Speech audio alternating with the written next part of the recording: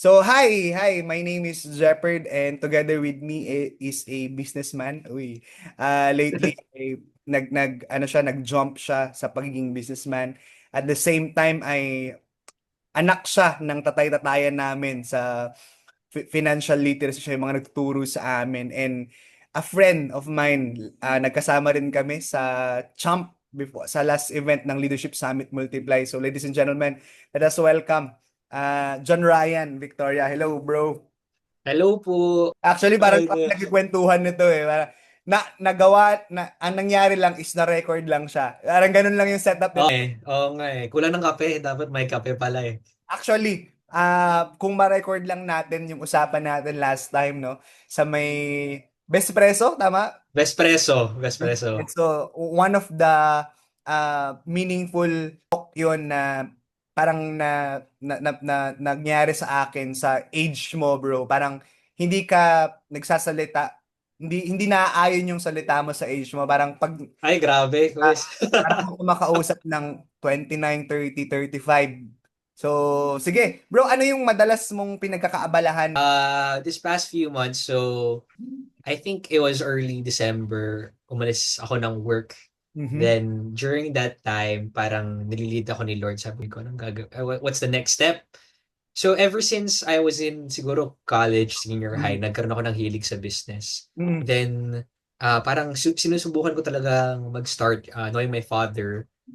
He talks about financial literacy a lot. Meron kaming family business as well. Tapos may mga other negosyo rin siya. So Mhm. parang ako, naghahanap ako ng sarili ko during that time. Sabi ko parang ang late ko na nga eh. That's what I feel right now. A lot of people say na I'm young, pero parang sabi ko parang late ako sa lahat. So parang minamadali ko yung sarili ko all the time. Mhm. So starting from college, kept trying businesses, it kept on failing. Mhm. And then I started working, I enjoyed my job. Then parang tinanggal ako ni Lord dun sa situation na yun. Siya mismo nagdala kasi during that time sinasabi niya sa akin stand firm.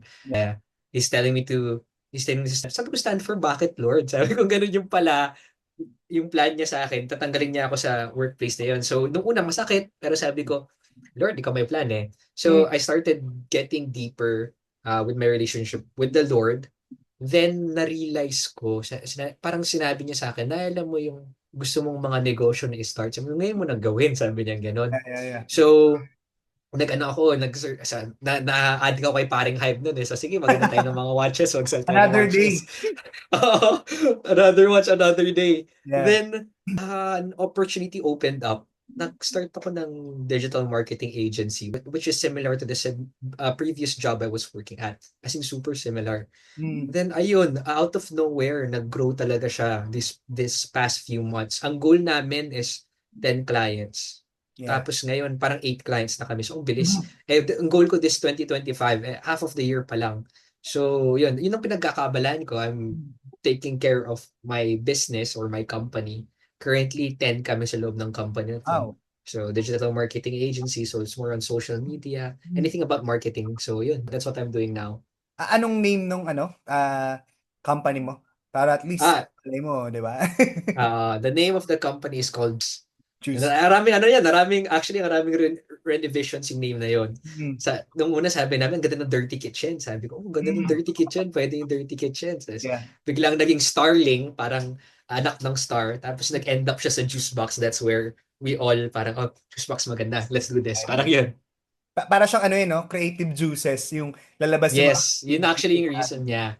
wow. Kasi ang raming mga creatives, ang gusto lang naman talaga ng mga creative is to actually be free Mm. na magamit nila yung creativity nila, mabuhos nila lahat ng creative juices nila. So parang kaming lahat, iba't ibang juice pero nagsama-sama creativity boards. Kaya Mm. siya juice box.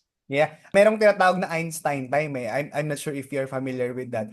Kailan nagkakapag-isip si Ryan ng mas maganda, mas matindi? Ah, Or madaling araw o gabi? parang flow state, parang ganon. Yes. Actually, ang gusto ko talaga morning, early morning. Mm. Until now, ito yung problema ko eh. I've been trying to wake up early. Marami kong routine. Ito, diba, may routine nga ako dito, nakasulat sa notebook ko eh. Kakabukas ko lang, andyan na agad. So, Kaya, yung goal ko talaga is to actually make it in the morning. mm. Pero ang nangyayari with me, right before I go to sleep, bigla akong makakaisip ng, parang tumatakbo yung isip ko, hindi ako makatulog. So, natutulog ako, sinusubukan ko matulog. Tapos may maiisip ako, tapos bubuksan ko yung cellphone ko, ino-note ko agad. So, meron akong idea notebook. I want it to be in the morning, pero madalas before I sleep, dun yung nagkakaroon ng stop, ay, pwede ko to gawin, tas yun. Tapos Yeah. next morning ko siya tatrabahuin. So ano lang, no? Sulat-sulat lang ng mga ideas, tapos Yeah. morning, the details na, no? Para at least makatulog Mm. din. Yeah. Para Yeah. makatulog rin. So, Na- funny kasi, Kuya Jefford, ilang oras ang tulog mo? Madalas. Depende. Pag may business, kunwari may client, siguro mga 2 hours. At Di tagal na ba? yun. Pero pag walang, ano, yun, doon mo susulitin talaga. 8 to 10 hours is good. Parang, ano, Oo. reward sa sarili. Exactly. Actually, isa yan sa mga unang tanong sa akin ng mga, I found some people who are the same age as me. Tapos na-meet ko sila sa Cebu. Tapos tinanong din, ang unang tanong nila sa akin, bro, ilang oras tulog mo? Sabi Mm. sa akin gano'n. Yeah, Sabi ko, around 4 to 6 hours. Sabi nila, same, gumagano'n sila. Tapos yun pala, ako yung normal pala yun. Sabi ko, exactly. I think ano, parang kung meron mang mas mag-work hard doon sa yung pinaka-person na mag-work hard ng sobrang talagang binibigay yung sagad, that's the owner eh. So ikaw dapat 'yon. mm, Kasi hindi mo pwedeng ibigay yung ah, task na 'yon sa mga kasama mo within your company. Bro, nabanggit mo kanina ano, narinig ko natanggal ka doon sa company. What's the initial feeling or what's the initial reaction nung natanggal ka doon sa company ay, mo? grabe. It's like, kasi God put me there in that job. So, hindi ako parang, my original plan from graduating was go to Manila, work there, then go to Singapore to study for my master's, Hmm. and then go back here para mag-establish ng business. That was my original plan. Yeah. Pero right from the get-go, nung napunta ako sa job na yon, that wasn't where I wanted to go to. Pero parang ginit ulit ako ni Lord na mag-enter ka dito, enter this workplace, magstay ka dito sa Dagupan. So I did. Tapos parang nakuha ko agad yung job. And then 3 months after working there, na-promote ako sa Mm. leadership position agad. Wow. So that's okay, leading of the Holy Spirit. Sabi ko talagang, ano talaga to ni Lord, ito talaga yung will niya. So I started doing my best at this workplace. And then after a year goes by, parang tinanggal ako out of nowhere. So sabi ko, Lord, sabi ko, bakit? Sabi ko, Yeah, I thought initially, okay lang ako, sabi ko, hindi, this is God's plan, I'm okay, it's fine, we're yeah. good. Yeah. Tapos yung pala, sabi ko, bakit parang hindi na ako lumalabas ng kwarto, hindi na ako kumakain, sabi ko, okay na sa, nasaktan talaga ako, ayaw ko lang tanggapin. So, Mm.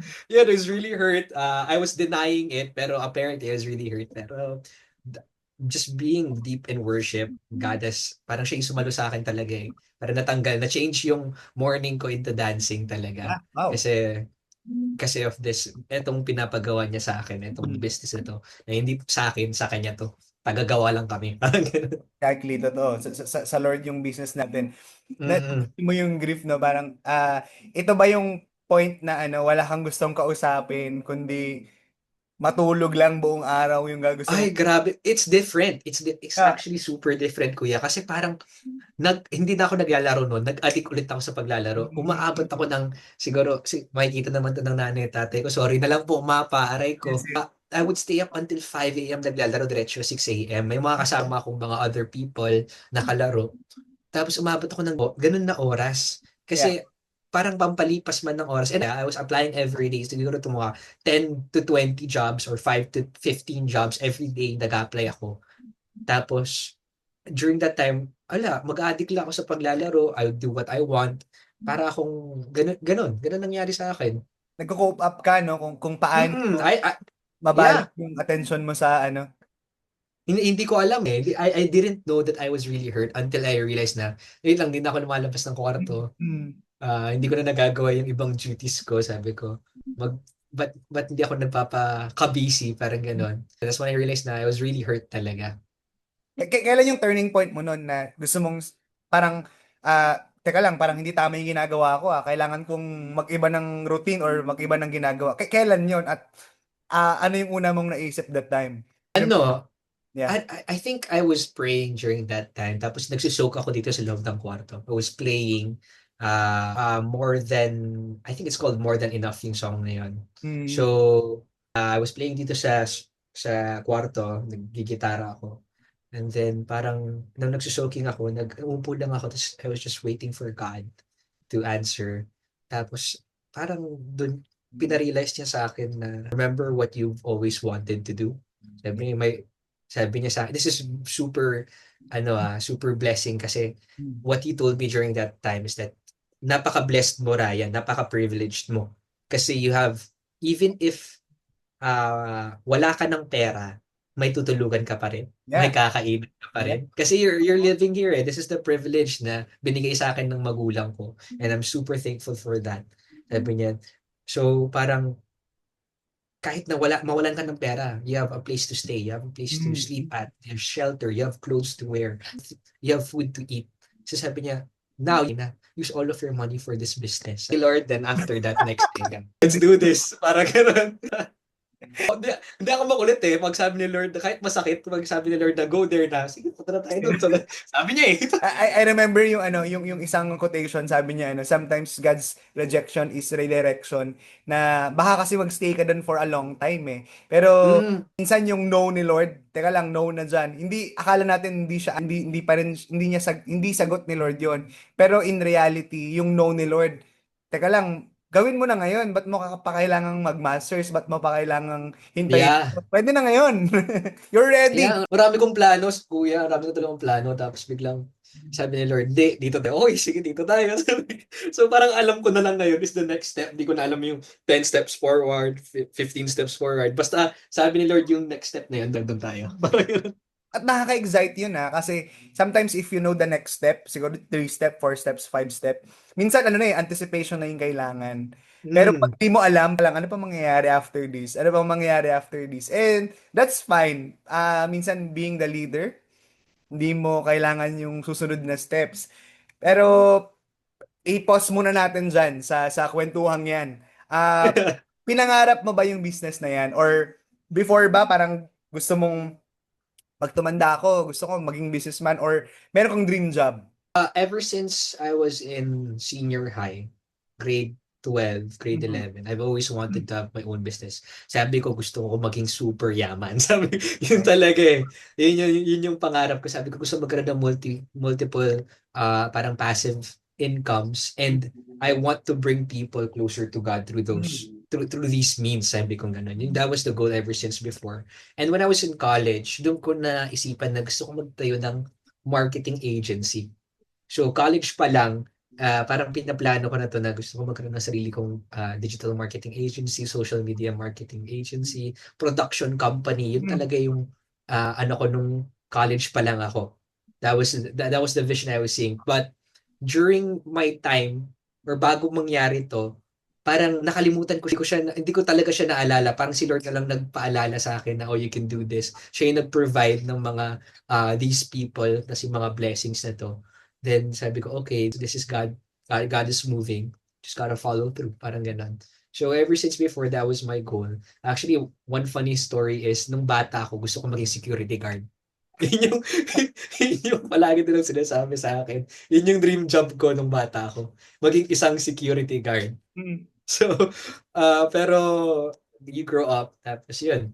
Actually, hindi ko alam pag same tayo, quiz. I had no desire for anything back then. As Mm. in, wala talaga akong, I was just going through life. I was just enjoying every day. And I was just going through everything every day. Yeah. Wala talaga akong goal. Wala akong purpose. Parang si Lord na lang nagbigay sa akin ng purpose talaga. So yung purpose na yun, paano mo nalaman na sa Lord yun? Kasi ito most of the time, the problem ng mga young people today or kahit mga professionals na, yung hindi nila alam kung anong boses yun. Sa Lord ba to o sa akin? Or Ah, paano mo siya nalaman na teka lang sa Lord to and I need to push through dito sa pinapagawa ng Lord sa akin? I think, my sheep know my voice. Hmm. Yun talaga. Yeah. Yun talaga eh. It's so hard to describe. It's si Lord yun talaga. I was originally planning to go to the US and then parang na-cancel rin yun. To go to the US or Canada to work then finally. Then parang sinabi sa akin ni Lord, that's not what I have planned for you. Hmm. Because if you go there, I will not be there. Parang ganun. Mhm. So, parang okay. this is the Lord speaking. So I have to adjust a lot of the things. I have to sacrifice a lot of the things. Pero really, if you spend more time with the Lord, if you constantly try to listen to Him and stop talking. Madalas kasi tayo, pray lang tayo ng pray, lang ng usap. We keep demanding from God, but we don't know how to listen. So Mm. study the Word, be deep in the Word, and learn to listen. Just listen. Kasi sabi ni Lord, my sheep know my voice. Mm. So just listen to Him. You'll know His voice. Parang that's it for me. Parang other than that, siguro may peace when it comes to following God's plan. Although hindi siya madali, struggle, until today, struggle pa rin mag-handle ng business. Minsan wala na natatabi para sa'yo. Pero may peace eh. There's peace na you're doing God's plan. Mhm. You're not, may worry pa rin, pero that's your own. Flesh, yeah. Ayun. Nung February ay na-create mo yung business na yun, no? Parang going back dun sa sinasabi mo, my sheep knows my voice. Meron bang time na na nakaupo ka lang, ay, di ko alam kung anong ginagawa mo, pero na-question mo ba si Lord na, Lord, totoo ba? Tinawag mo ba ako dito or sa akin lang to? May ganun ka bang moment or wala? Parang hindi, ano talagang si Lord nagbigay dito. I don't know lang kung paano mo yun ma-answer. Pero may time ba nun na, Tito, to tama ba to? Wala naman. I guess, I always question kasi, that's ano rin, para akong, I always ask na, Lord, kayo ba to talaga? Give me confirmation, ito talaga. Pero I stop looking for signs. Yeah. Kasi signs are dangerous eh. Mm-hmm. Parang kailangan bumaba ni Lord dito sa para lang pakita sa'yo na ito yung plano ko sa'yo. Pero Yes, yes, yes. it's, parang ang napaka-unfaithful mo. Parang you of Mm-hmm. little faith. The reason why parang I didn't have any doubt, it's because it's the only way na nakikita mo na that's where God is. Mm-hmm. If I go here, for example, if I go to get my master, sabi ko, paano ko masiserve si Lord doon? Mm-hmm. Paano ko magagawa yung ministry niya dito pag nandun ako? Anong gagawin ko? So pag lumipat ako ng ibang bansa, paano ko masiserve yung mga tao ko here? Yeah. Paano sasabi ko na, okay, if it's of God, madalas, it's for God. Yeah. Mhm. So, yung reasoning mo, the reason why you're doing this is for the Lord. So if it's not for the Lord, mata na hindi para sa kanya. Hindi Yeah. hindi galing sa kanya. At So baka yun. ginagawa. If it serves you, ganun kasi yung problema eh. If tayo kasi we're so selfish and we want everything to be about us. Mm. Minsan yun yung danger ng worship rin. Eh. It's like it's important that we feel good. Parang ganun. Pero Yeah. it's not about you, it's about God. So if Mm. it's not about God, then it does not come from God. I So yun. totally agree dun sa sinasabi mo. Even actually, the clients ay nanggagaling din kay Lord. Eh. Hindi natin pwedeng sabihin, Amen. may client ako dahil magaling ako, hindi may client ako dahil magaling yung even alam ko nasa marketing ka eh. May marketing na sa isip natin pwedeng mag-work. Pero nung ginawa mo, teka lang, ba't di nag-work? Pero may mga, di ba? I don't know if you feel that. Pero sometimes, yung way natin, hindi way ng Lord eh. Kaya, Tama. balikan ko kasi nag-podcast kami ni Pastor Christian. Isa sa sinasabi niya, mapalad lang siya dahil yung 5 sign na hiningi niya ay binigay ng Lord. Ikaw naman, Mm. you have the perspective na you don't need any sign because the word of God itself ay word niya na yun eh. At the same time, Mm. yung boses ng Lord sa'yo yun. So, naririnig ko sa'yo actually kung paano magsalita yung papa mo. Naririnig ko sa'yo kung paano siya magsalita and Mm. ah paanong hindi ko na lang tanongin kung paanong tatay si Pastor Ricky. Paano ka naging anak or paano ka hinubog bilang anak ng isang ninong ko eh, Ninong Ricky at ni at ni Ninang. Hinubog ng Yeah, isang paano ka pinalaki bilang to let you know PK si John Ryan siya ay Preacher's Kid. Sabi nila Preacher's Kid yung sa ibang translation nun pero same lang naman yun. Paano ka pinalaki? Anong klaseng bata si Ryan before? I was very hard-headed. Mm. Tapos, actually, pinalaki ako ng, English spokening. Yeah. So, actually, Dinig. hirap ako hirap ako magpangasinan. Although gusto ko, Mm-mm. hirap ako. Hindi ako makapagsalita, pero naiintindihan ko. Yeah. Parang ganun. So, my father, si mom kasi, they're both different eh. Parang very balanced kasi sila. Mm. Si mom, she's the one who actually siya yung parang nagiging disciplinarian rin, no? While dad, siya yung a little more forgiving. Mm. But then it's really hard kasi that's one of the questions that I ask them as well, kung paano nila akong pinalaki, Mm. kung how did this happen.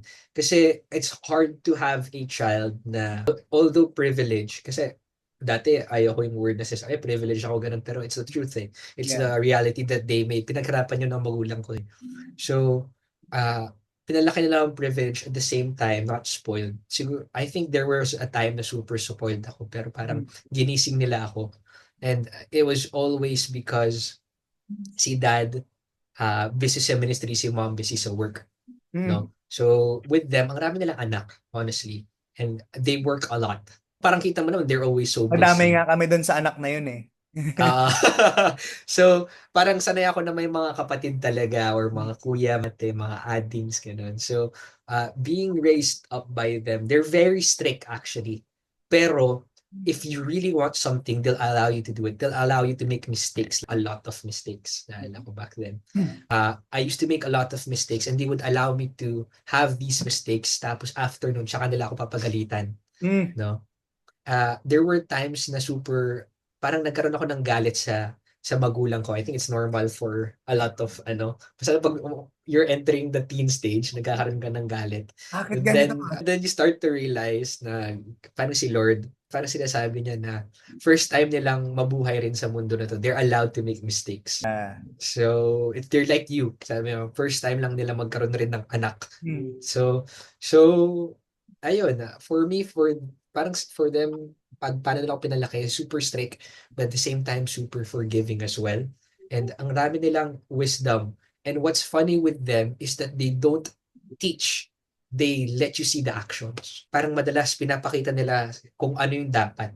They will only teach when you ask. Ganun sila. So, kaya ako matanong ako. Actually, ano yun eh, medyo misconception ng mga tao na pag nagtatanong yung tao, hindi niya alam. Pero kaya nga siya nagtatanong kasi gusto niyang malaman kung ano yung hindi niya alam. At the same time, meron siyang tinatanong na gusto niya lang malinawan. So, ibig sabihin, nakikinig talaga siya. So yun yung misconception doon. Nung sinasabi mong parang may galit ka kay papa mo, kay father mo lang to or kay mother mo din? Yeah, it was both of them nang karoon ako ng galit sa kanila. When I was in the teenage years.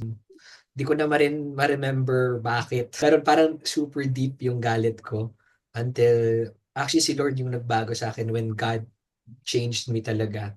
Nagkaroon ako doon ko na-realize lahat na ba't ako ganito sa magulang ko? Parang ganun. They're really great parents. I wouldn't have any other parents Yeah. other than them. My mother is the best mother in the world. I love her so much. Napaka-great grabe, napaka-hardworking ng nanay ko. Kaya, tinan mo, may sakit. Bagong surgery pa lang, nanay ko. May surgery siya, siya sa breast.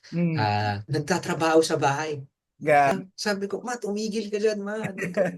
Stop working. Tapos, sabi niya, hindi anak kasi may kailangan na. Hindi, sabi ko. Pero they're all super hardworking. That's what I love about them. And they really complement each other. Tingin ko, kaya kung meron mang pagmamahal na willing nilang i-sacrifice yung life nila, that's our parents eh. Hindi mo Oo. pwedeng sabihin na pigilan sila to love us because they love us so much na even sometimes nahihirapan sila, they still push through, ayaw lang nila tayong mahirapan. And Tama. tingin ko, kaya din kinumpare ni Lord yung father sa father. Dahil alam ng Lord kung paano magpahal ng tatay. Minsan di maintindihan. Pero yung pagiging PK mo ba, nangarap ka ba na hindi maging PK? Hindi, parang di ko naman, Tawa ka parang di bigla. naman. Bakit ako pinanganak sa bahay na to? Wala naman. Meron mga times, syempre. Mga ganun. Pag Paano yung situation na yon? Ano yung umiikot sa isip mo? Parang ano, sasabihin ko, bakit ganito sila, hindi sila ganito, parang ganito. So, parang kino-compare ko sila sa ibang parents, which is Mm. bad. Yeah, yeah. Na, kasi ano height of the nagkakaroon ng sakit. Sabi ko, oh, ganyan kayo sa akin. Sabi ko, ganun, hindi ako Mm. magiging ganyan. Parang sana. Pero, at the end of the day, after siguro the height of emotions died out, parang you always start to realize na they really love me. Ganun talaga. It's normal. Parang, it's part of the process eh. Yeah, yeah. I think, ini-imagine ko tuloy, I don't know if this is you, yung pinapagalitan ka ng magulang mo, tas sinasabihan ka ng Bible verse, ha? Hindi ko alam kung gano'n si tatay. Oo. Hindi ko alam kung gano'n si Tatay Rick. Hindi, minsan iba eh. Hindi sila nagaganon eh. Kasi madalas ako yung magkakamali tapos hindi Mm. dapat kasi mali din ang ganito. They'll show you logically bakit mali. Mm. Parang ganon. They'll show you by logic.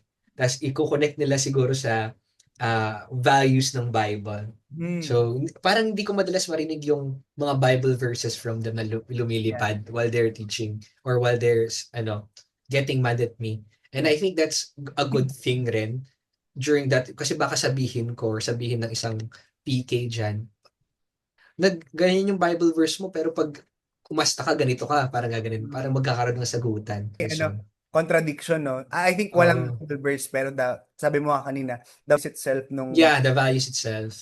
ay nababanggit sa'yo. And kanina nabanggit mo din yung ano, merong time na binago ka ng Lord. Can you get us there doon sa situation na bakit ka binago? Ano ka ba before? Ano ka after? Ano ako, I was a really emo kid back then. Nung Mm. high school ako, napaka-emo. Tapos yung hair ko nakaganon. Nakita ko yan, Check nyo nakita sa ko. Facebook, makita nyo yan. Nakita ko. So, what's worse was, ano pa ako, na-influensyahan ako. Siguro, I'm very open about this now. Kasi I want other masalo ng mga Christian young men to start listening to this. I was addicted to pornography back then. I think it started by grade grade 7 or 8, gano'n. So, it grew. Tapos, around grade 9, yeah, grade 9, grabe yung pagmumura ko. As in, Mm. straight. Pati sa loob ng klase, pati sa mga teachers, sasabihin nila, "Uy, anak ka ng pastor, ganito ka." This Mm. what? So, maraming curse words na lumilipad sa aking Mm. bunganga. Umabot sa magulang ko pa. Mm. Tapos, pinapagalitan ako ng magulang ko. Tapos one time habang naglalaro ako dito sa bahay na to, narinig nila ako, pinagalitan rin nila ako. Alam mo, pinagsasabi mo, ganun. So, uh, and then I was invited to Master's Commission, La Union. Mm. And Kasi church namin nag-handle eh. Sa La Union. I was invited to MC, pinapapunta ako ng kuya ko. Ayaw ko. Actually, during that time, nawalan ako ng faith kay Lord. Para ako naging atheist, anong actually. date to? Anong date to? I was back, I Year. guess, third year. Yeah, grade 9. So, 2018? 20... 2018, 2017, ganon. So, yung batch ko noon is batch Ezekiel Reboot. So, yun yung first time ko. During that time, first night, nag-worship lahat ng kamay. Sabi ko, Lord, pag totoo ka, magparamdam ka. Sabi ko, totoo ka talaga. Kasi hindi na talaga ako naniniwala during that time. Parang wala akong faith talaga kasi I thought it was just a kid's story na Yeah. pinalaki.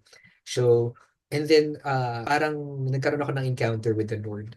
And I started weeping and then I started having regrets and guilt and shame. Mm. Nagsabay-sabay nun.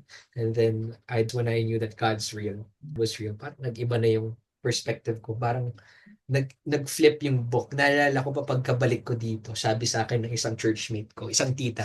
Sabi niya, yan, bumalik ka na. Sabi Mm. ganun. Parang sabi, tapos feeling na-touch ako doon kasi parang I used to be like that, then I changed. Tapos parang bumalik daw ako sa pagiging yan, sabi nila. Mm.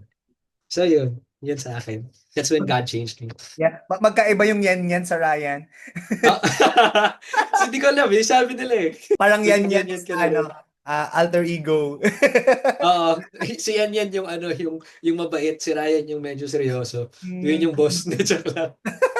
Pero no, yung mga moment na ganun ay i-treasure natin kasi yung tawag nila doon turning point eh. Akala ng mga I always remember this eh. Akala ng mga tao kasi yung mga convention, yung mga conferences, yung mga ganyan master's commission.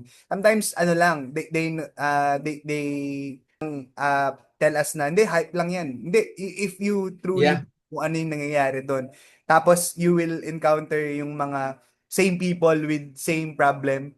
Same people na Yep. may same dilemma na wala ring tiwala kay Lord. Tapos nandoon. Mm. Pero, that's it eh. After that, ano nangyari? Parang, you mentioned youth leader ka ng church. Ano yun? Mm. Agad-agad ba yun? Or may transition papunta doon? During that time, si kuya nasa Baguio. Mm. So, that was around 2017, 2018. Nag-transition yon. When I came back, tumatay yung youth leader, sila Kuya Jeff. And then after, I think a year, nag-transition na nabi sa akin. Parang Mm. hinand down na yung baton. And I had to go to Baguio. So, binigay ko ulit. Until Mm. now na bumalik sa akin, parang ganun. Yeah. So, that's what happened back then. So, ayun. So, parang progression na pagiging youth leader ko, I Progreso. guess. Tinanggap mo na ba yun agad? Or, ay, ayoko, parang, I'm not, feeling ko hindi ako. Tinanggap ko na. Tinanggap. Bilis eh. Kasi, Baka mag-Noah pa. maging Jonah pa ako. Ay, Jonah pala, Ano sorry. na, maging Jonah pa ako, nakakatakot na eh. Hindi ako mahirap kausapin, basta si Lord nagsabi, gawin natin. Parang ganun. Oh, no? What Mm. are the struggles bilang youth leader naman sa loob ng simbahan? It's sometimes you're nag-start kayo ng event. Tapos Mm. nag-start kayo ng youth night, for example. Siguro nararanasan ko ng karamihan ng mga youth leaders. You start a youth event, it's supposed to happen weekly or consistent siya. And then somewhere down the line, yung umpisa ang laki. Maraming pumupunta, everybody's excited, everybody wants to do this. And then at the bottom, siguro in the middle of your journey, napansin mo ikaw na lang mag-isa. Mm. Yun yung mahirap Mm. na part na it's like you're fighting for them by yourself. Yeah. Parang ganun yung nangyayari at times eh. And siguro it's very very important that you really listen to what the Lord is saying. If Mm. He's asking you to continue, He's asking you to do something else, if He's asking you to do this or that. Kasi sometimes, ganun eh. There are times na mararamdaman mo na ikaw lang. Parang Mm. ganun. Ikaw lang. So you have to start the fire, you have to start doing this, you have to start doing that. And yung mga ibang magpa-promise sa'yo na, hindi kuya, kasama ka namin. Hindi kuya, hindi leader, kasama ka namin ng ano, tapos biglang mawawala na lang. Yeah. Yun yung struggle, yun yung masakit. Asa na kayo? Oo, sabi niyo, magkasama tayo, bakit ako na lang mag-isa? Anong ginagawa mo pag mag-isa mo na lang, pag feel mo you are parang lahat na ng tao iniwan ako Ano yung ginagawa mo in order for you to keep going? Si Lord talaga nagpo-provide sa akin ng strength. Mhm. Siya talaga nagpo-provide sa akin ng strength during the times na ang hirap na, hindi ko na kayang i-continue to. But then the Lord starts to speak to you, then He starts to encourage you, and then He gives you peace and strength to continue on. So it's really the Lord who continues to give you the strength. Aside from that, it's important na magkaroon ka ng siguro mga people. Kasi, for example, si Champ, when you go to the leadership summit, lahat ng mga leaders, Yes. and you start to notice, magkakaparehas lang pala ng mga struggles nyo. Mhm. You start to realize na hindi ka pala mag-isa. Yun. So, you start to reach out, go with one of your friends from Champ. Tapos, Encourage no? tapos may encourage ka talaga. Kasi, manghirap kasi pag mag-isa ka eh. Parang, Tinatawag nilang no? Peer mentoring kasi yung I remember this from Pastora Roda. Yung peer mentoring yung nalaman mo yung struggle nila tapos same struggle. Ang next question doon, teka lang, anong ginawa nyo? Anong ginawa nyo after that? Napagtagumpayan nyo na ba? Paano namin siya makukuha? Parang within that circle, pwede ka na ma-encourage eh. Hindi, kahit ba hindi ka minimentoran, tingin mo yeah. kahalaga yun within your sa church nyo, sa iyo mismo bilang youth leader, gaano kahalaga na meron kang kasama na meron kayong same struggle, same problem, same situation, pero yung iba one step ahead or two step ahead na sila. It's important kasi sabi nila, teach a man how to fish, diba? Yes. It's important to have someone who has gone through the same struggles as you. Mhm. Ang maganda nga sabi ni Patrick Bet-David, isa sa mga mentors na pinapanood ko online, is that you're supposed to have 3 types of people in your life, sabi niya. One is your mentor, someone who's gone through or what you want to go through, you follow them. Parang ganun. One is the same, your peer, Mm. your na magkaparehas kayo ng pinagdadaanan. Pangatlo is someone na mas lower than you. Ah, Ito yung tatlong type of parang friends or peers na you have to have. mm. Parang it's really important kasi when you're trying to do everything by yourself, you'll fail. It's difficult. It'll take so much time. Siguro you'll succeed, pero it'll take so much time. Yeah, Pero yeah. if you have someone who can teach you what's step number 4, what to Mm. do here, what to do during these circumstances, mas mapapadali sa iyo Mm. yung task na pinapagawa. So, Yung yun. bagay na yun, pinili mo ba yun or di kaya parang I need to find a mentor para at least dito sa gusto kong mangyari dito or parang along the way na-encounter mo sila or na-meet mo sila. Meron ka bang mentor today na masasabi mo talagang binabantayan ka niya? Yeah, meron talaga. Parang paano Actually, nakakatulong sa'yo?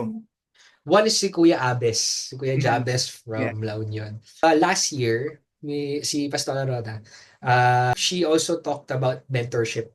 Mhm. And during that time, linapitan ko agad si Kuya Jabes. Mentor nga, sabi ko gano'n. Kasi Mhm. gusto ko, yung nangyayari sa La Union Jail of CCI, I want it to happen here sa Dagupan rin. Yeah. Yung solid yung foundation ng mga youth and may mga tumatayong leaders talaga.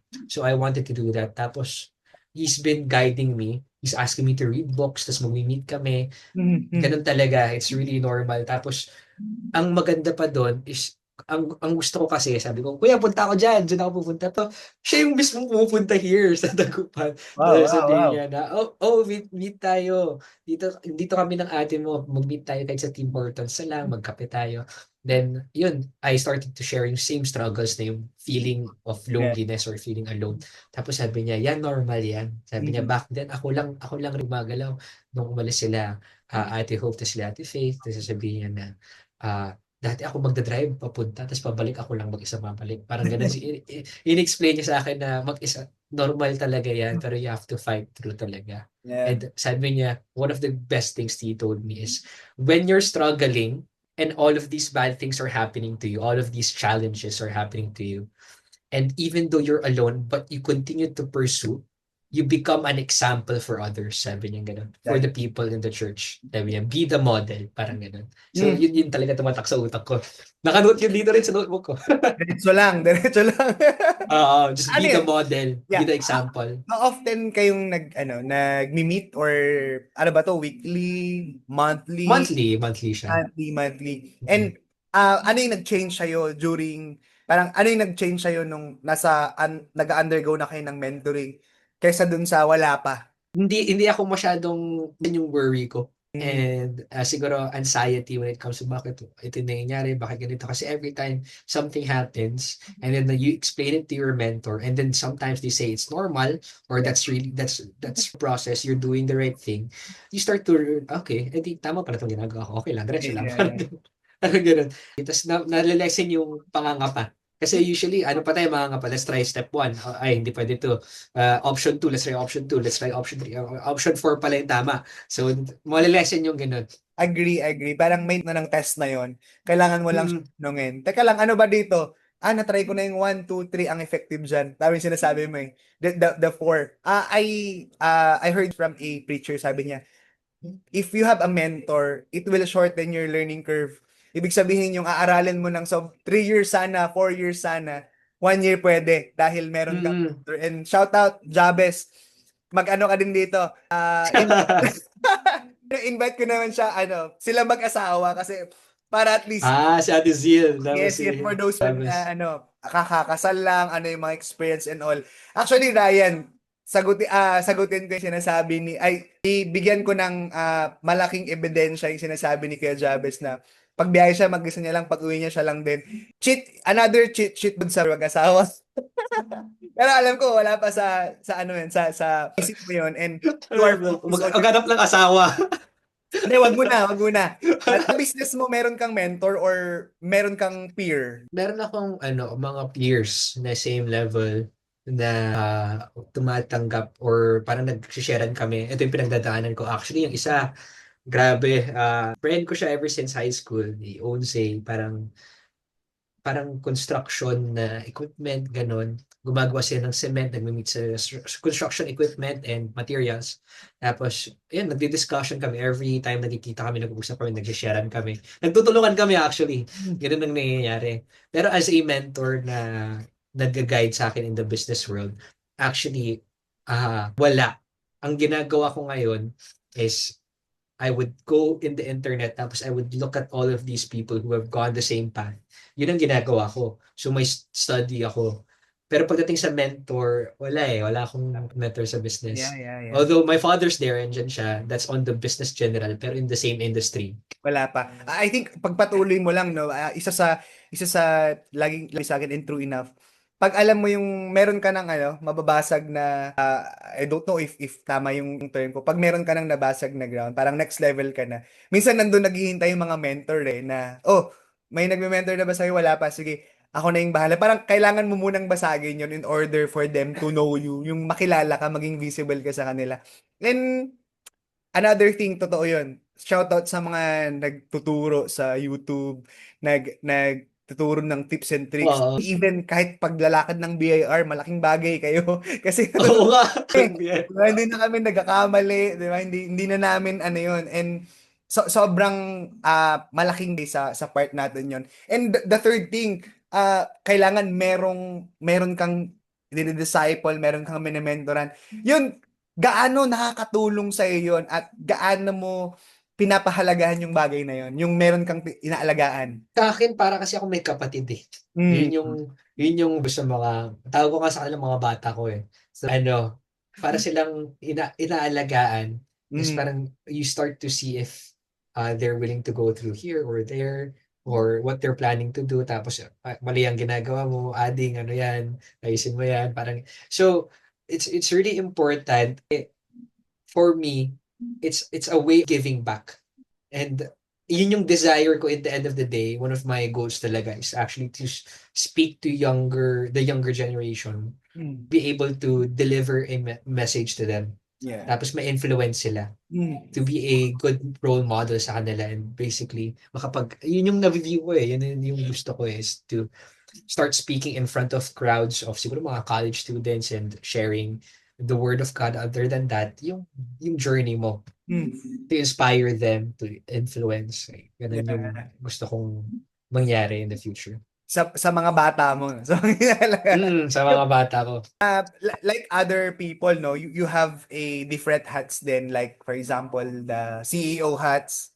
Your hats is, sinusuot mo din yung mga hats ng mga kasama mo within the company and also being the youth leader. Sabi mo nga kanina, ano eh, magdadrum ka pa for the Sunday service tomorrow. So, paano mo, kung ano yung gagawin mo, ipaprioritize mo doon sa moment na yun or sa araw na yun? So, this is a great question kasi I just learned this recently from Kevin O'Leary, which he also learned from Steve Jobs. Yeah. Etong mga tao who are the highest performing CEOs, Elon Musk, Steve Jobs nga, mga ganun, Peter Thiel, Kevin O'Leary, pati si Mark Zuckerberg, all of these CEOs, meron silang tinatawag na signal to noise ratio. Mm. So signal is the 3 things or the 3 to 5 things that you have to do in order to reach your goal. Mm. No? So, and of everything other than that, they're noise. Yeah. No? So, the question is how much of the 5 tasks that you really have to do within the day takes 100% of your day? 70% lang ba? 30% lang ba? 50% lang ba?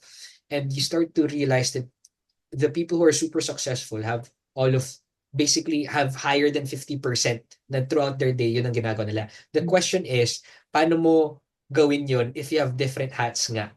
If you have different goals or tasks. Kailangan integrated sila to one another. So, sometimes, di ba sinasabi na let's put a mask leader to, tapos ito CEO, ito Yeah. si Ryan na nasa bahay, parang ganun. For me, you integrate it all. So, you don't have to wear a mask. It's just your face. Yeah. Who you are as a youth leader is the same as who you are as a CEO. Who you are as anak ni Pastor Ricky, the same lang. So kasi ang hirap eh. Para kang magkakaroon ng dissociative DID. Para kang may ang dami mong personalities. You have to stop being all of them and just be honest. Parang gano'n. Just be honest, be who you are. Be super blunt. Kahit gaano kasakit pa yung sasabihin mo, be honest, be be truthful. Parang sabi nga ni Jordan Peterson, ganun ang linigay niya sa book niya. Sabi niya, tell the truth or at least don't lie, sabi niya ganun. Kasi it's important that you are honest in everything that you do. Sabi niya ganun. Kasi if you lie in one point, even if it's a small lie, lalaki ng lalaki ng lalaki ng lalaki yan. So you have to, madalas kasi meron tayong masalang mga Kristiyano, sometimes my Christian face tayo, tapos may worldly face, secular face. Why Yeah. not just eliminate it all and just be one face, di ba? Which is the face that who you truly are. So that's how I manage it. Who I am from the outside is the same as who I am from the inside. Yeah. One question lang na nagpop-up sa isip ko, no? Paano mo ma-identify, paano mo may improve naman yung sarili mo if, like for example, telling lies or telling something na sometimes masakit siya, pero on the other hand, pwedeng sasabihin mo pa rin to, pero you frame it as a words na hindi siya masakit. Alam mo, masakit ka magsalita. Actually, the people will get hurt. The number one lesson na tinuro sa akin sa marketing class ko dati, pinakaunang lesson ni Ma'am Driquito, shout out Ma'am Driquito, sabi niya, you cannot please everybody. Yeah. Sabi niya gano'n.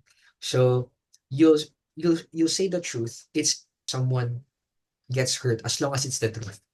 Kasi ang hirap na magsinungaling ka na magsinungaling na even petty lies or small lies or white lies, whatever they call it, it's still a lie. So, it's better to hit it with the blunt truth. Kasi at least people will respect you na no matter what you say, alam nila totoo ang sinasabi mo. Meron bang meron ka bang parang instances or scenario na nangyari yon and true enough, ito dapat hindi ko nababaguhin, parang this is me, more than kahit anong sabihin nila, parang ito na ako. Meron ka bang ganong scenario? Parang ano parang what do you mean?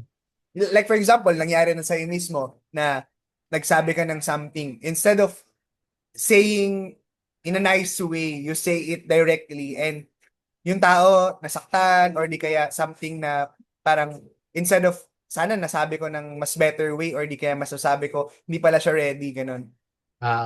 It happened. I have a accountability partner Yeah. before. Tapos ano siya, sabay kaming nag-meet kami every week.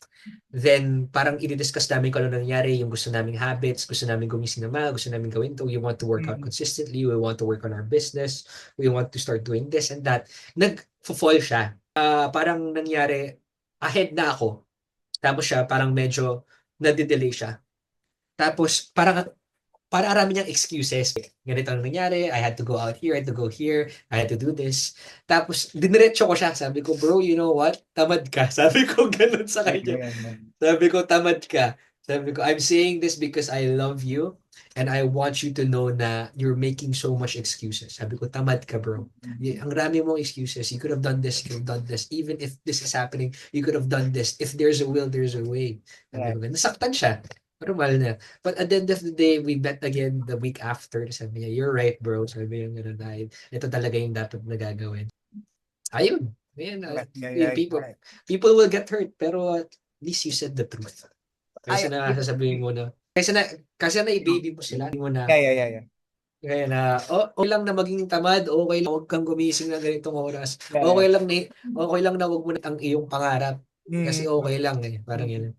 Kasi ayaw kitang sabihan ng totoo. It's baffling. Open against secret love. Diba? Pero pwede mo naman sabihin, you can rebuke with love naman, diba? Yeah. That's what you do. I get that verse, no? Parang gusto kong mag-dive in lang dun sa open rebuke is better than secret love. Sometimes kasi other people will misinterpret a person, especially if silang relationship dun sa tao. Kaya nga kinumpare yung rebuke sa love eh. Ibig sabihin, you can rebuke those people whom na meron kang relationship sa kanila. While on the other hand, those people naman na wala kang relationship sa kanila, magiging magiging, sino ba to? Parang, akala mo naman kung sino. So, I don't know if you will agree na it depends siguro kung sino yung kausap. It also depends kung, teka lang, parang I'm new here So, kahit alam mo na straight to the point ako magsalita, I will build a relationship first before I say something. Pero ako to be honest, isa yan sa hard thing na natutunan ko before. Kasi direkta ako magsalita eh. Parang ito, kailangan mo itong ano yun. Pero meron mentor nagsabi sa akin na ano, bro, same message, say it in a nice way, you can do it. Paano? So, sinasabi niya sa akin, bro, tinan mo, kaya ko namang sabihin sa'yo to eh. Pero sinabi ko sa'yo ng maayos. And that's how I appreciate that.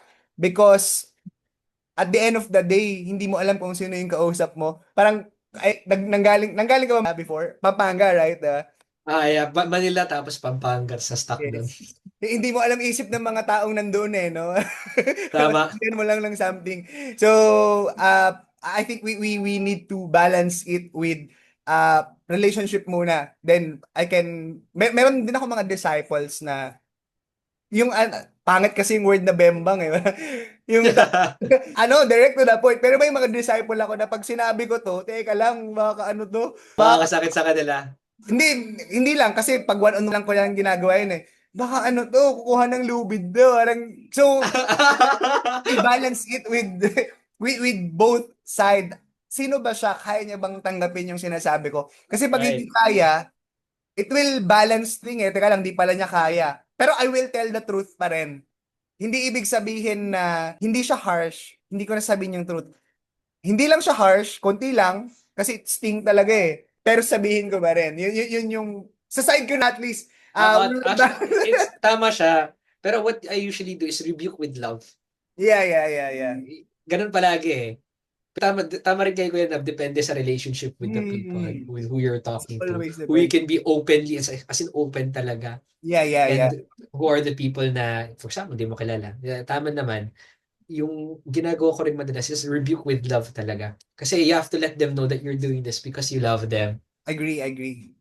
It always depends din kung paano yung, gaano kalaki yung capacity nung sumasalo.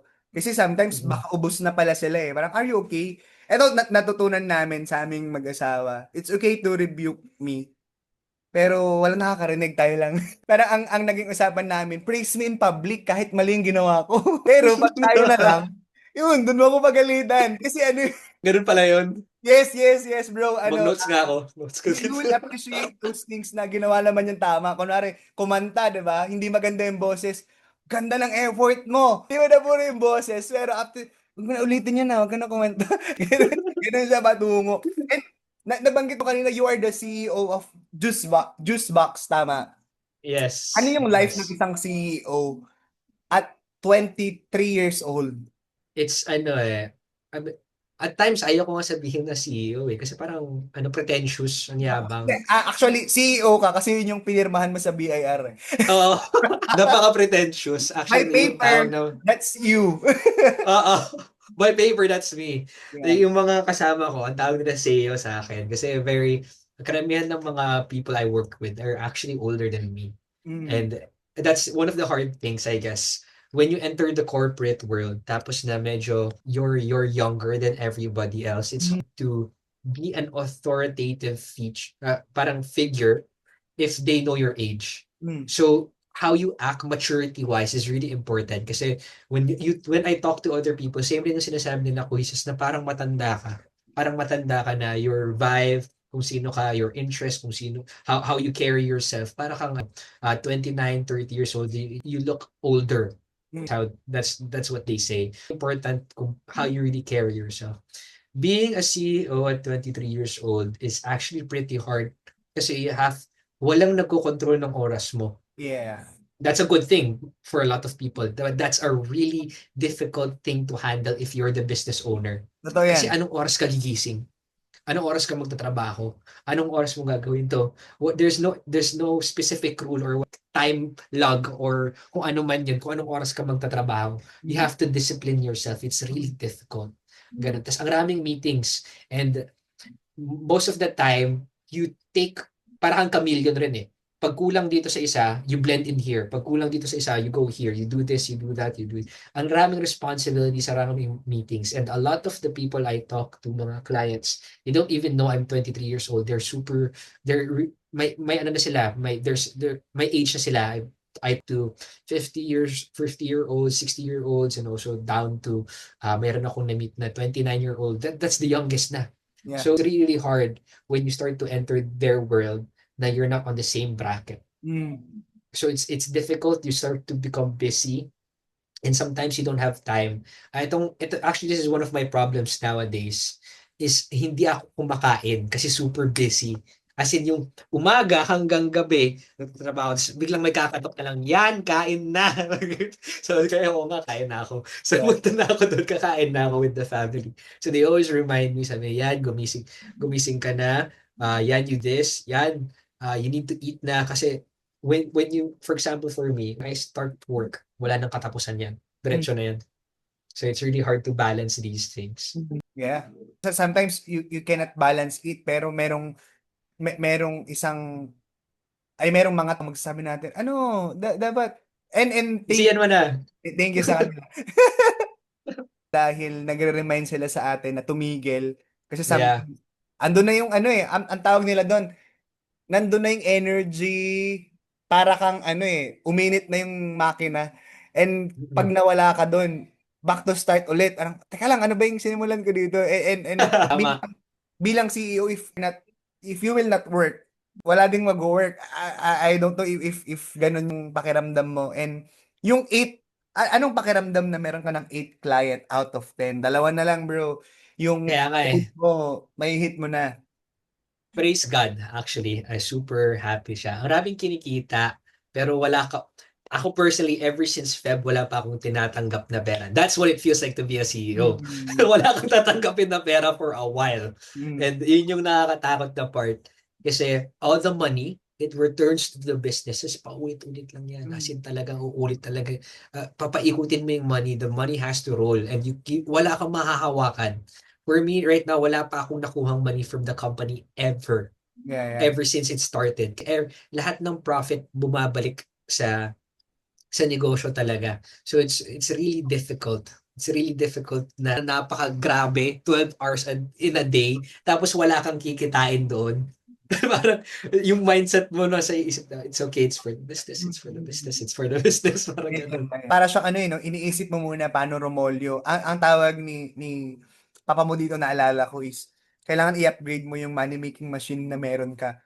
Pwedeng ikaw yun, pwedeng yung kumpanya mo yun, pero at the end of the day, pag Romolyo na siya mag-isa, that time, pwede ka nang kumuha. Magkakaiba talaga eh. Alam mo, natutuwa ako kasi, yung mga kausap mo before na mga CEO na may age na, it doesn't mean na bata ka, hindi ka nila papakinggan eh. Kasi magkaiba na ng trend ngayon eh. Magkaiba na ng era. Yung era nila, tsaka yung marketing na magpiprint ka ng madaming flyers. Hindi na yun Tapos ngayon. billboards, ganun. Di ba? Tapos may mamimili. Tarpaulin. Di ba? May bibigay. May magpa-flyer. So magkakaiba na siya ngayon. And tingin mo paano siya nakakatulong sa'yo na ikaw up to date ka, at paano mo nahikip yung sarili mo na up to date doon sa ginagawa niyo? A lot of studying. You study a lot. So I studied marketing sa college and I'm still studying marketing until today. So that's how you keep yourself up to date talaga. It's good na you're up to date. It's good na you know this, you know how to do that. Alam mo yung certain trend dito, alam mong gagawin mo dito, alam mo may trial reels na sa Instagram. You know how to do this, you have to do A/B testing, alam mo paano mag-paid ads, alam mo paano mag-graphic design, alam mo paano mag-video edit. But it's unending kasi you have to keep on studying. Parang keep on studying. That's how you stay up to date. You study the people who are already on the top. So, for example, ako ini-study ko sila Iman Gatsi, ini-study ko si Diary of a CEO. So, there's a lot of things that you have to look into. The problem is, hindi mo alam kung saan ka tututok. Exactly. Kasi ang marami mong dapat pag-aaralan eh. So, in a day, what I do is, I have a specific time for learning. I have a specific where I study and I listen to a specific podcast. Tapos mag-notes ako kung anong kailangan gawin. Okay, I need to do this, to do that. And there are times where I study kung paano gumagawa ng content yung mga ibang tao. Yeah. So yeah, it's you just gotta keep on studying, research. Never ending, no? Never ending na na sometimes napakinggan na. Teka lang, pakinggan ko nga ulit, baka kasi may Yes. ako. Mm-hmm. Diba? Uulitin mo talaga. Nakailang beses na ako. There was one podcast episode, yung kay Kevin O'Leary nga. Kasi ang rami niyang sinabi na napakaganda. Inulit ko, I think this is my 4th time. Hindi ko pa siya tapos yung 4th time ko. 4th time listening to the podcast again. Mm-hmm. Saan mo nakikitang pupunta yung juice box? For me, ang goal ko, or ang goal namin, we want to have our own creative studio. So, Wow. yun ang isa sa mga isang office creative studio na I guess pwede mag-shoot ng content. I want to film podcasts rin. Mga podcasts wherein I invite different CEOs, different business owners, different people in their respective fields. Mm. Tapos magkaroon ng mga certain game shows with Juicebox. Para siyang, I guess parang BuzzFeed. Mhm. BuzzFeed for digital creators. Mga ganun. So that's where I see Juicebox in the future. Yeah. Ano na yun? Parang sa Dagupan ba yan? Sa Kalasyaw ba yan? Kasi Sa Pampanga siya. Pampanga. Yeah. Yep. Tapos ay yung vision ko, nakasulat na yon. Yung vision ko may bedroom pa doon. So that just in case I have there, doon ako matutulog. Doon ka matutulog. Mahalaga rin yung no, positioning kung saan mo siya ilalagay dahil at first dito sa atin I don't know lang correct if we are wrong with this one kasi kung meron mang business center sa atin is walang iba yun kundi sa Urdaneta, tama, Tama. and pinakamalapit ay ang Pampanga, tapos punta ka na ng Manila doon kahit saan na Yep. doon. Before it used to be Dagupan. Pero Mm, medyo umano na si Dagupan, na-miss na muna si Urdaneta. Kaya si Urdaneta na. yeah, and Urdaneta, hindi ba Pampanga, sa tama. Urdaneta? Hindi mo ba sa Urdaneta naisip? Hindi pa, Luis. Actually, ang unang plan ko talaga sa Pampanga. Kasi doon yung center ng lahat eh. Kasi I'm from Pangasinan. I'm the only one from Pangasinan in our team. Mhm. So, uh, bida-bida ako, lagay ko sa Urdaneta. Ang lahat sila nasa Pampanga, Manila. So, tapos may Why nakita not? na Why not? kaming magandang places. So, hopefully, yung goal ko rin eh, mas to get actually more clients here sa Pangasinan. Yes, Para yes. yung mga kasama ko naman sila yung pumunta dito. Sila yung mag-adjust. Actually, ano yan, one of the biggest observation namin na halos lahat ng mga nasa business sa Pangasinan, nag-outsource sila from Pampanga, from Manila. Yung madalas yung ganun na kausap namin kasi nagugulat sila eh. Na, meron pala to sa Pangasinan. So, Hmm, let's see, malay mo, di ba? yeah. Yung, yung nangusap sa iyo ang Lord na, sa Pangasinan na yan. Oo nga, sana, Lord, Pangasinan please. na yan, ha? Kasi isa ako sa isa ako sa advocate na let's help Pangasinan doon sa mga bagay na kung saan meron tayo. Palay natin, hindi natin alam. Pero looking forward na makita one day, invite mo kami. Uy, punta kayo naman kayo sa studio, sadyain ka na. Go there and Oo, tapos mag-podcast tayo, kuya. yes, Meron yes. ako Mga kayo ilang mga... years to? 5 years? Ay, 3 years? ang goal ko, by next year, meron na. Yeah. So, ibig Yun ang goal sabihin, hindi ko. ka na mag-stay. Hindi, quiz. Hindi. Ano Paano siya, yun? may studio Parang, kami doon. So, ang studio kasi, basically, you only use it if someone, if kunyari mag-shoot ka ng product shoot or may model shoot kayo or photo shoot talaga, you'll go there. mm, Pero I don't necessarily have to live there. For mm, example, I'll just go there, parang ganun. Pero may days na siguro, makikitulog ako doon. Tapos yeah. babalik lang rin dito. Kasi syempre ayaw ko iwan yung ministry dito. Pinagstay ako ni Lord, punta ako doon. Parang, Agree. Isa rin yan sa struggle natin bilang, at tingin ko hindi siya struggle, it's a parang kino-consider natin every time that we do something. Nandito teka lang, mayroon akong ministry na may iwanan, and I always hear this sa aking mentor before that your work is your ministry also. Sabi ko, nga no, parang make sense no. yep. And kung papipiliin ka, ito ano lang, the business na ikaw ngayon yung CEO or the ministry itself na ikaw yung youth leader? Hirap, kuya. Hindi Isa ko lang, kaya isa lang, sagutin isa yun. lang. Hindi ko kaya sagutin yun. Sagot ko dyan, Yeah. wherever the Lord leads me. Yun na lang. Ay, di. Kunwari, ganito. Kunwari, sabi ng Lord sa'yo, sige, pili ka. Pipili ako. Hmm. Tapos sabi ni Lord, pili ako sa, feeling ko yung business ko kunin ko. Quiz. Why? Kasi, ang gagawin ko nun is, if I choose the business, I'll fund yung ministry. Kasi ang hirap kasi, ang hirap paggalawin yung ministry if you don't have the cash. Sa totoo lang. Agree. So, that's one of my desires rin eh. Actually, one of my goals for this year and next year is to start a business for the ministry. Lahat ng proceeds doon mapupunta sa ministry. Yeah. So, yun. Pumili ka pa rin no? Pero, tignan natin. Paano naman pag ganito? On the other hand, sabi ng Lord sa'yo, Ryan, mag full-time ka sa ministry, give up Ay, mo. syempre, go game! Sige, Lord, ito sabi mo. Basta si Lord nagsabi. Pag di si Lord nagsabi, wag. Kasi, alam mo, kaya ako siya tinanong kasi bumalik ako doon sa podcast namin ni Pastor Christian. Sinabihan siya noon, sabi niya, parang if sa mga nanonood nito marinig nyo, sabi ni Pastor Christian that time, ay tinawag siya ng Lord na mag full-time na sa ministry. Nung pagkatawag sa kanya mag full-time sa ministry, bigla siyang in-offer ng promotion. At nag-apply, mayroon din siyang in-applyan na work na 6 digit, almost 6 digit yung sweldo. Sabi niya, Lord, makakatulong na to sa ministry, masusupport family ko. Ito na yung ano, pero malinaw daw sa kanya talaga na tinawag ka ng Lord, sumunod ka, and I always believe walang taong sumugal sa Lord na talo. Tama. Mahirap lang. Mahirap lang. Mahirap lang. Mahirap lang. Syempre pag sabi ni Lord, kuya, wala akong denial diyan. Hindi ko pipigilan talaga pag sabi ni Lord mag full-time ka. Sige, mag full-time. I Basta sabi admire mo, you with Lord. that, Sabi. bro. Na-admire kita dyan. I think pag ako yan, baka madami pa akong question and all. Kasi, depende siguro. I don't know. For example, ganito, bro. Another scenario for your business and the youth ministry. Parang earning na ang business mo ng 7 digits a month. And you are the CEO there, and ang youth ministry mo ay 3 pa lang yung umaattend.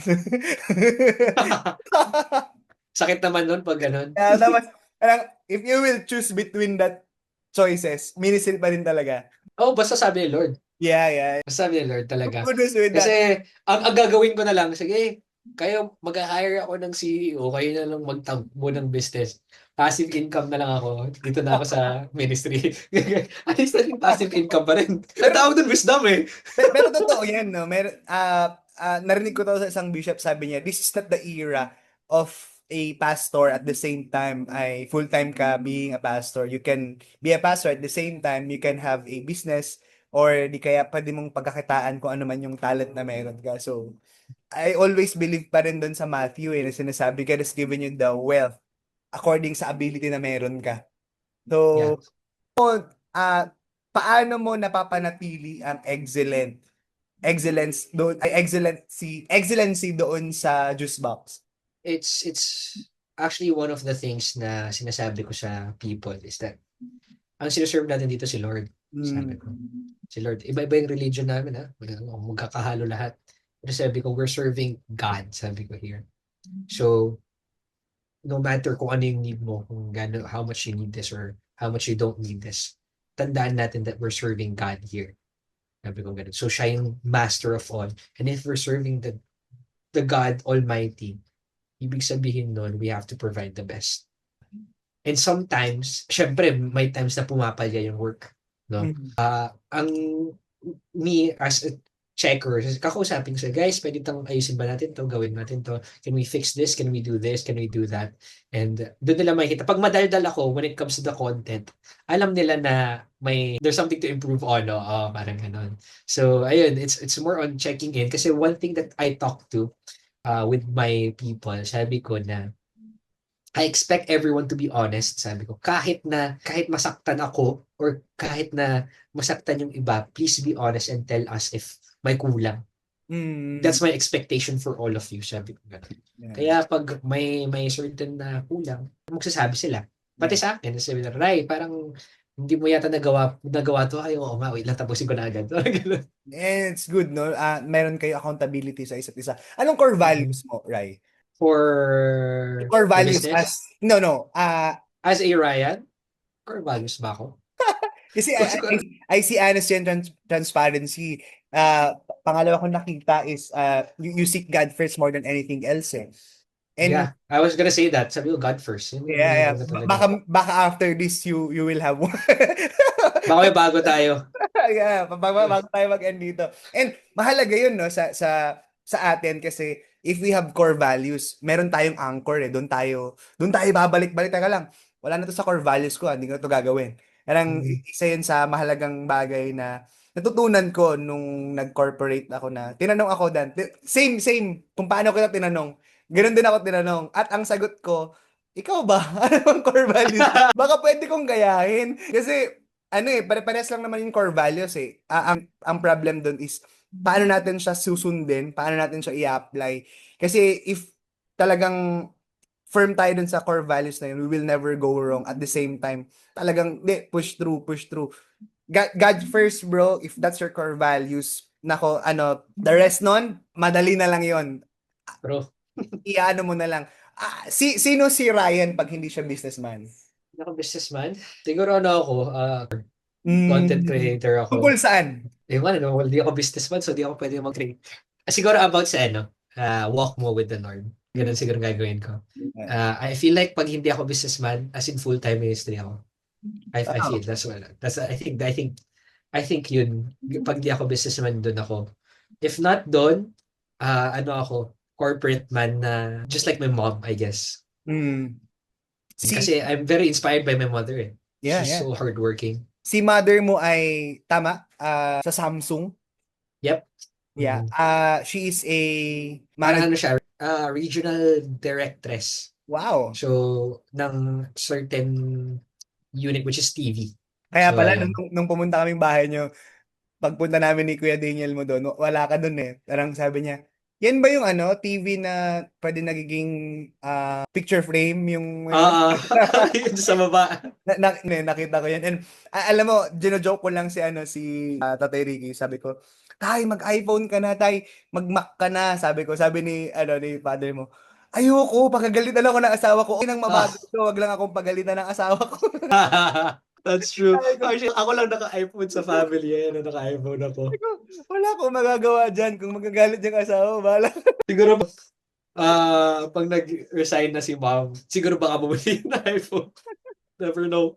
Pwede, hindi natin alam. And I would like to end with this. Ganito rin kami usually end in order for us to encourage those people or listeners na bumalik pa rin doon sa word ni Lord more than anything else kasi that is very important eh. Paano mo na pagsasabay or nabibigyan ng time yung pagde-devotion, pagbabasa ng Bible, pagpipray, at pag-attend ng church? Kasi you're a businessman eh. Pag meron ka bang schedule ng Sunday, kinukuha mo yon or paano ba si Ryan doon sa part na yon? Siguro, there was one time, nung champ natin leadership summit, we actually had a meeting with our attorney during the time. Very important meeting. Sabi ko, guys, di ako makakapunta. Sabi ko ganun, kasi I have to be here. Sabi nila ganun. Sabi nila, Ray, pwede bang umalis ka dyan saglit, magbalik ka. Then sabi ko, hindi. Sabi ko, I have to go here. You actually, if you put God first talaga, that means God first no matter what. So pag Sundays, merong gawain na sa business may kailangan gawin, bro, God first talaga. You step Yeah. your foot down, you show your values, yun talaga. You have to go through, you have to show your people that you really do put God first. Basta na pag ikaw yung CEO, if ikaw yung leader, kailangan ganun. Yeah. And when it comes to, I guess, devotion daily, tapos yung quiet time mo, di ba God first talaga? If God first talaga, you have to put time. You have to make time for God. That's when you see how much God is important to you. Kasi no matter how busy you are, you make time for the Lord. Okay lang, kahit konti tulog mo, okay lang, kahit anong mangyari, basta may time ka for the Lord. The Lord, yeah. Mhm. I agree, no? If we are doing our business for the glory of the Lord, then you need to seek the Lord first.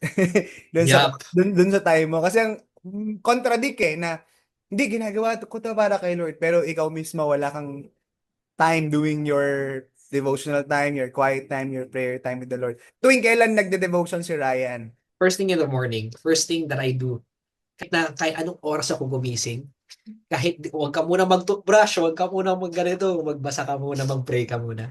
My practice is actually devotion in the morning, prayer before I sleep. As in prayer na luhod talaga.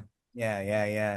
And ano no, good thing na marinig ko siya sa isang businessman or CEO na kagaya mo kasi most of the time neglect ng kabataan or youth or even the young professionals yun na di wala na kasi kaming time eh. Parang busy na kami sa work eh. And Oo, nagre-review kasi kami eh. no, I don't think so na that is a excuse kasi if you love the word, if you love the Lord, you will also love His word and you make time for it. Anong life verse ni Ryan? Actually, my favorite or my life verse is 1 Samuel 17, 45. This was the time where David finiface niya yung Philistines. Sabi, you come against me with sword and spear and javelin, but I come against you in the name of the Lord Almighty, the God of the armies of Israel, whom you have defied. Yun Wow. yung that's my life verse. Doon sa life verse mo, I assume And I presume na madami kang giants na papatumbahin one day. Gusto Sasabihin mo yun. kong, pag umuwi na ako kay Lord someday, when we go back to the Lord, gusto kong mag-celebrate yung demonyo na, ay, patay na siya. Parang gano'n. Parang gano'n. Sila yung magse-celebrate eh. Sila yung magse-celebrate na, oh, Buti wala na siya, naman. pwede na to. That's my life verse talaga. And yung bagay na yun ay malaking bagay yung mga life verse natin to keep us going, magbigay ng gasolina sa mga passion natin sa buhay. And one day, bro, after, like for example, 5-10 years from now, we will talk again. Balikan natin tong podcast na. Teka lang, yan yung mga yan yung mga pinag-uusapan natin. Parang ibang Ryan naman yung kausap ko that time, mas magaling, mas excellent, nag-iba na yung standard. I know you are super excellent sa ginagawa mo. And kalaunan, excellent is a moving, parang excellent is a standard na pag nakakita ka ng mas magaling sa'yo, uy, teka lang, mas maganda yun ah. Sige, yun yung gawin ko. So, thank you, bro, for this time. And okay lang ba, can I ask you a prayer for those people who are listening to this podcast, and even sa mga ka-age mo na gustong mag-business pero takot, gustong go out sa comfort zone nila, pero alam mo yon, yung na-instill sa kanila na hindi, eto ka lang, parang can you pray for them? Sure. So ako mag-pray ko yan. Let's pray. Father God, Almighty, Yahweh, there is one thing that we ask right now is to glorify you, God. And Lord, no matter what happens, we want to put you first. You become the center, God. God, no matter what happens, kung saan man kami mapunta, it doesn't matter, Lord. Basta kasama ka namin, Lord. The same way as Moses wanted to be with you, let us be with you, God. Let us desire you, Lord. And God, I pray that whoever is listening to this podcast right now, Lord, I pray that you comfort them, Lord, and that they may listen to you, God, and that they may find you, Lord, that they may knock on that door. God, we know that we all are facing our own struggles and we all have our own wants and desires, Panginoon. Pero Lord, let us know what you want, God. Because no matter what we want, what's important is what you want, God. And Lord, we seek your face, God. We seek what you want. We seek what is good to you, Lord. Lord, kahit anumang bagay ang maranasan at dumanas sa amin, Panginoon, ang goal lang namin, ang wish lang namin is makasama ka, Lord. No matter where we go, through the business, to the corporate world, as a student, no matter what we're doing, let us do it to glorify you, God. It doesn't matter if we are janitors, or if we sweep the floors, or we wash dishes, or if we handle a seven-figure business. Ang importante ay ikaw ang nasa gitna, Panginoon, at ikaw ang kaming wini-worship at kino-glorify. God, I pray that these people that are seeking you, that they may find you, that they may listen, and they may find where you want to head them. Lord, I pray for this podcast as well.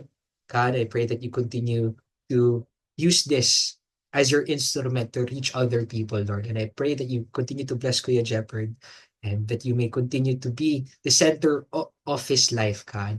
Lord, I pray that you continue to bless him and his family, Panginoon. Salamat po sa lahat ng pagmamahal. Thank you for everything you've given us. We ask and we bring everything back to you. In Jesus' name we pray. Amen. Amen. Thank you, bro. Parang Vico Soto lang yung ending nito. Hindi, joke lang. Kaya ako nakita mo yun. So guys, thank you for listening. Thank you sa pagsama sa amin hanggang dito. So you can follow Ryan, especially their page, The Juice Box. So if you need marketing, pwede rin siya magturo sa inyo. Tawagan nyo lang to, chat nyo lang to. Pero if that's business, syempre business din yung usapan. So God bless guys, and see you sa next nating podcast. Thank you so much. Bye-bye.